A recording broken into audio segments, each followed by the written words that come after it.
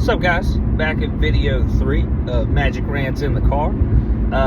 So I figured I'd talk about a few of the TMNT cards that caught my eye.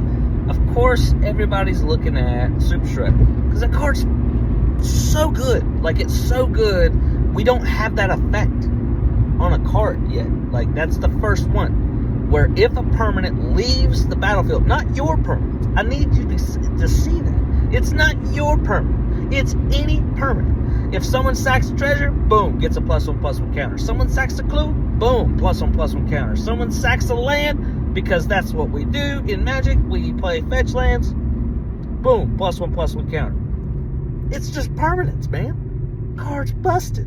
And so if you're not looking at Shredder for a commander, because a lot of people don't like playing monocolor. I like monocolor, but I also get like being a little bored with monocolor sometimes. Like, you want multiple colors to change it up in your playstyle on the deck.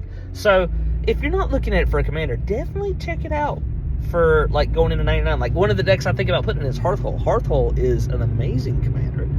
That is probably one of my most powerful commanders, because I just upgraded it to the point where it just landfalls to death, and then it builds threats.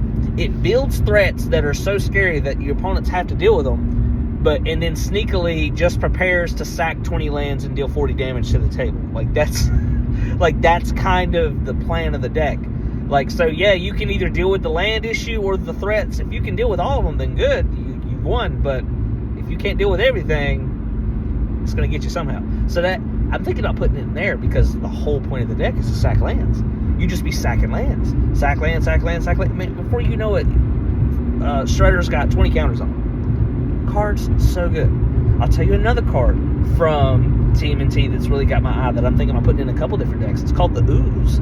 So the Ooze is kind of a play on the Ozolith. Everybody knows the Ozolith is broken. You can say it's not broken. It's just really good, and it's efficient for what it, like, if the artifact, it's an artifact, and if it cost it 3, it might not be nowhere near as broken, because people would, I mean, it would be good, people would still play it, but if it costed 3, it would be like, it's okay.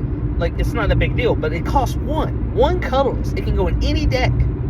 Any Magic the Gathering deck you build, you could potentially play a copy of the Ozolith. Now, should you? Probably not, but if there's synergy there, that's a good card. But again, the problem being the price point with the Ozolith. So let's look at the Ooze. The Ooze is a really good card. So the Ooze is 2 mana, so it's just slightly more expensive. And what it does is, when a creature dies with +1/+1 counters on it, then you get to make that many mutagen tokens. Now, this is a totally different ballgame than what the Ozolith does, because a mutagen token is pay 1, sack it, put a +1/+1 counter on something. So you don't necessarily get all the counters back immediately, but you had the potential to get all the counters back. And on top of that, it's making you rectangles. One of the biggest things that I've come to realize is so true is rectangle theory. If it makes you more rectangles, and you have more rectangles than everybody else, you're probably in the lead, because that's just how it works. More advantage, you do good. That's just basic math of Magic. And yeah, so if you can get the Ooze out, and you can sack a creature that's got, like, I don't know, 10 +1/+1 counters on it, which in a game of Commander, that's nothing. Like, I've seen way more. Like, think about what's that? Mossborn Hydra from Foundations. That card's really good. It's really fun too, because it's so small when it comes out, and then just explodes exponentially. It's even worse than Scoot Swarm. That's how crazy it is. You just play a couple ramp spells, and before you know it, you've got a 64/64 sitting there. Like, what? That's crazy. And then, let's say he dies, you get 64 mutagen tokens. There is a lot a man can do with 64 mutagen tokens. I don't know, maybe drop a Cyber Drive Awakener, and then boom, you've got 64 4/4 flyers. I'll take that. I'll take that all day. Like, there's so much potential there. And there's that one card, I can't remember what it's called, but that one card that, like, if you equip it to an artifact and you control 10 or more of that artifact on your upkeep, because it makes a copy of it each turn or something like that. But if you control 10 or more copies and you just win the game, that's a win con. There's that one card that says you control such and such many artifacts, you win the game. Under the win con. Like, it's a good card, and there's a lot of potential there. It also fits really well in the pre-con. I kind of like and don't like that when they do that with sets. They'll take and make a set and have a card in the set that definitely should have just been in a pre-con, but then they put it in the set and don't put it in the pre-con because they want you to buy the set. Sadly, it works for me every time. I'm like, crap, I really need that card. It like goes really good with the deck from the set, so I had to buy some of the set. Like I said, it's an addiction, and I think we've all been there. So don't look at me like I'm the crazy one. Like you do the same thing. Like don't even. But yeah, the Ooze, great card, okay. And then let's think about another one. I kind of wanted to talk about the Continue card. The Continue card from the pre-con. Now, this Continue card, I have heard talks from, I've looked at several different creators' opinions on this card. And I think, personally, that it has much more application than what it's giving credit for. Like, just how often are board wipes being cast in your pods?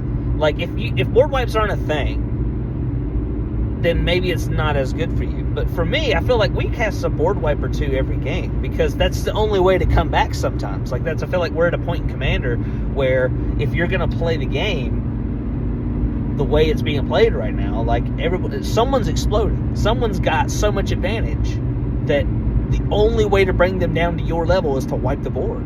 And so if you're being board wiped all the time in white, bro, play Continue for what was it, 2 mana? 2 mana, and then you just get to bring back 4 of your best creatures that were put in the graveyard. Yeah, yes please. Like that's so good. And like it's a protection piece, but it's also an aggressive piece. Like let's say you want to get in with some attackers and you don't know which ones are going to die. Maybe they kill the one you don't want it to die. Dude, Continue, bring them back. Like if you're an Aristocrats, it's even double broken because then you can sack stuff, bring it back, sack it again. Like, dude, like the card is so good. So good. I'm very excited to play with it and see how it does. I'm going to probably keep it in the pre-con to start, and then I might buy a couple copies to play elsewhere, depending on how I like it in the pre-con. Play around with it. We'll see. But, yeah, definitely something to look at. Like, I think the set, between the pre-con and the set itself, I think there was a lot of good options. There's a lot of cool cards. There's several more. I just mentioned 3 that really... like I really liked, but there's so many more. There's really good cards. So if you're interested in TMNT, or if Universes Beyond doesn't bother you, definitely take a look at the set, man. There's a lot of good cards in there, really cool cards, and some really cool synergies too, man. Like they really did a good job with the flavor as well. If you're a TMNT fan, like super good job with the flavor. I feel like they don't nail it every time in UB, but they did this time. They did a solid job. So, thanks for watching. Catch you in the next video.